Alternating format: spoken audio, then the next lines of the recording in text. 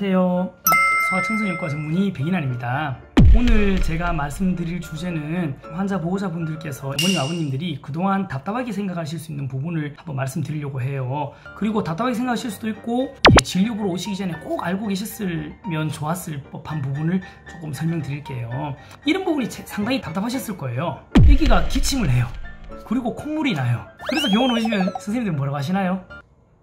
기침약 드릴게요, 콧물약 드릴게요 하면서 거기에 맞게끔 약을 드시죠. 뭐 예를 들어서 이 병입니다, 저 병입니다, 딱 부러지게 안 하고 이렇게 약 주시는 경우 꽤 많을 거예요. 이제 열나서 오면은 목이 좀 빨갛네요, 약 드릴게요. 오, 답답해. 답답해. 애가 막 토해요, 설사해요. 토하지 않게 하는 약 드릴게요, 설사하지 않게 하는 약 드릴게요. 이 병입니다, 저 병입니다, 요겁니다, 저겁니다. 딱 부러지게 말씀 안 해주는 경우가 꽤 많아요.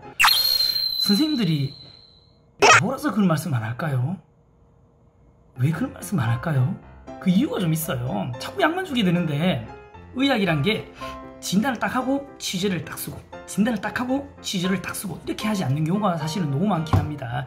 치료가 먼저인 경우가 사실은 꽤 많아요. 예를 한번 들어볼게요. 두통이 있어요. 두통이 있어서 병원 가시면은 뭐 두통약을 주세요 라고 얘기하지만 굳이 뭐 MRI를 찍어서 딱 진단을 딱 해가지고 그게 맞는 약을 드릴게요 이렇게 안 하잖아요. 왜냐?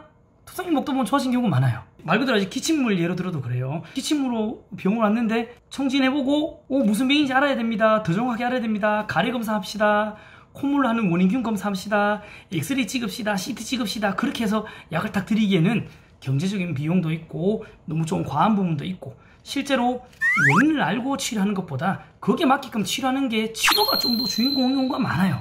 우스갯소리로 기침 감기 걸린 것보다 폐렴이 걸렸지만 폐렴이 증상이 더 경하면은 엄청 심한 기침 감기 때 치료를 더 적극적으로 해야 돼요. 진단은 폐렴이 더 무겁더라도. 무슨 말씀인지 알겠죠, 그죠?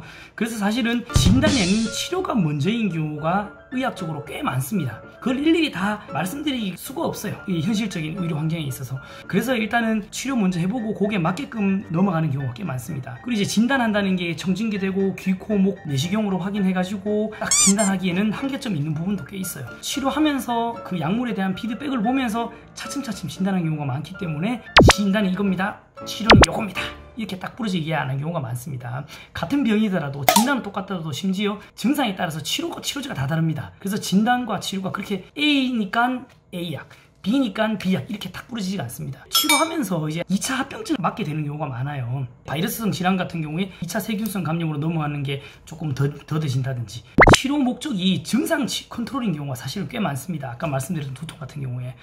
그렇기 때문에 일단은 속 시원하게 보태드리는 점 너무 죄송하게 생각해요.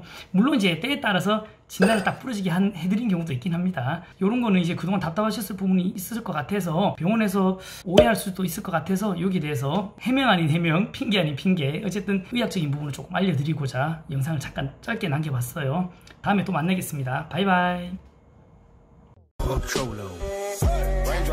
Drop top, smoking, no cooking, the hot box. Fucking on your bitch, yeah, that. Cooking up dope in the crock pot. We came from nothing to something, nigga.